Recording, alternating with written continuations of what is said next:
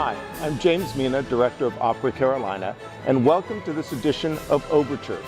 On the menu today, Bizets' Carmen, one of the most popular operas in all of the repertoire. In fact, it's fair to say that since its premiere in 1875, there hasn't been a single year that Carmen has not been performed somewhere in the world. That's about a 135-year run. Pretty good for an opera that was considered scandalous in its day, and its premiere was roundly booed. Now, the Opera Carolina production stars one of opera's great singers, Denyce Graves, in one of her signature roles as Carmen.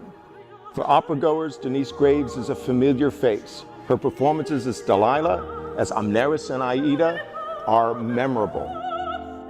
Now, for non-opera goers, you may have seen Denyce on television. She's performed at the National Cathedral, and she's one of President Obama's favorite artists. Now, joining Denyce is an equally strong cast, headlined by the great American tenor, Carl Tanner as Don José. And joining Carl and Denyce are two of Opera Carolina's favorite artists, Anne-Carolyn as Micaela, and Rock Hill native Kristopher Irmiter as the dashing Escamillo. Opera Carolina audiences will recognize Chris and Anne-Carolyn as Figaro and Susanna from our great production of Mozart's The Marriage of Figaro last season. Now, as I mentioned, when Carmen was premiered, it was considered to be violent and risque.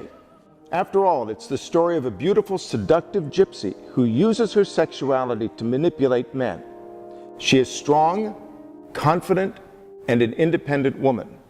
To the 19th century French, that was scandalous.